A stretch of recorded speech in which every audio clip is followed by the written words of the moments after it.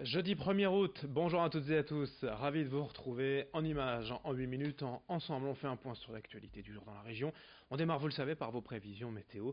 Avec, c'est une bonne nouvelle, le retour du soleil, d'une belle journée d'été dans l'ensemble aujourd'hui dans la région.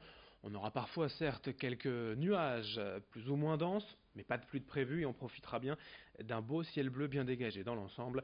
Tout comme la fin de semaine d'ailleurs, le soleil devrait être au rendez-vous ce week-end dans la région. Dès ce jeudi, les températures sont en hausse, 19 degrés à Boulogne, mais 20 à Calais, 22 à Saint-Omer et à Dunkerque, jusqu'à 24 degrés de prévu cet après-midi à Lille. Et une belle fin de semaine dans l'ensemble, on en reparle juste après ce journal. À la une, d'abord en ce 1er août, comme toujours, en début de mois, plusieurs changements à noter dans nos vies quotidiennes, et notamment la hausse des abonnements et Ilévia, le prix des transports en commun de la métropole lilloise va légèrement augmenter. Mais à quel point et pourquoi? Les explications en plateau avec Margot Sey. Effectivement, dès le 1er août, la société Ilévia va augmenter ses tarifs. L'année dernière, le trajet unitaire est passé de 1,60 € à 1,65 €, mais cette année, seuls les abonnements sont concernés. En moyenne, cette évolution des prix est de l'ordre de 50 centimes à 1 € de plus. Ainsi, l'abonnement public mensuel passera de 58 à 59 €. Chez les 4-25 ans, l'abonnement mensuel augmentera lui de 50 centimes, soit 29,50 €. Ilévia justifie cette hausse des prix en réponse à l'inflation. Par ailleurs, la société de transport rappelle que le voyageur ne paie qu'un tiers de son titre de transport, le reste étant financé par la MEL. Les bénéfices de cette nouvelle tarification seront entre autres destinés à la maintenance et à la rénovation du réseau, ainsi qu'au développement de nouveaux services. Et autre changement notable en ce 1er août, le prix de l'électricité en hausse de 1,23% après avoir connu déjà une augmentation notable de 6,8% en juin.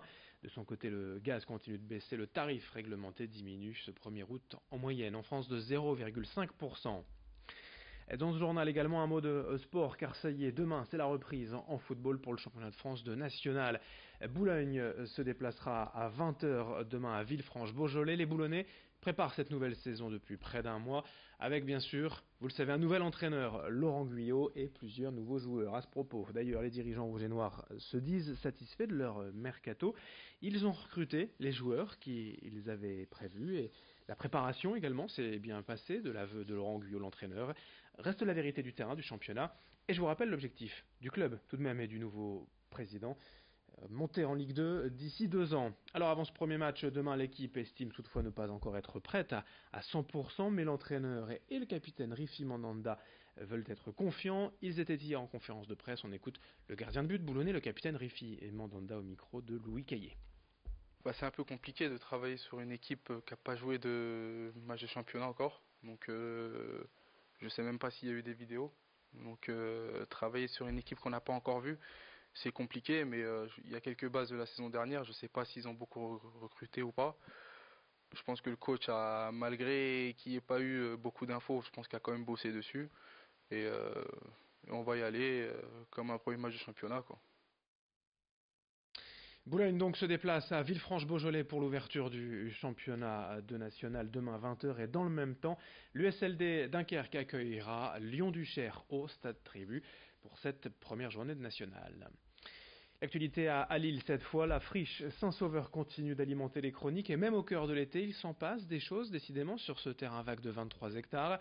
La métropole européenne de Lille et la mairie de Lille ont pour projet, vous le savez, de construire ici 2500 logements, des bureaux, une piscine olympique, bref un nouveau quartier en plein cœur de Lille. Mais les militants écologistes aimeraient plutôt voir un grand parc urbain.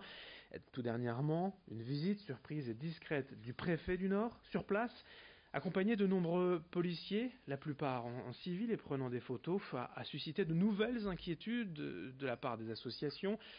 Pour rappel, en septembre 2018, ces militants ont déposé un recours devant le tribunal administratif de Lille qui leur a donné raison concernant le plan local d'urbanisme de la MEL, mais en juin dernier, l'agglomération a voté sans en tenir compte son PLU. Les militants prévoient donc de contre-attaquer dès la rentrée avec une nouvelle attaque en justice. Explication quant à la contestation au micro de Laure Montfort.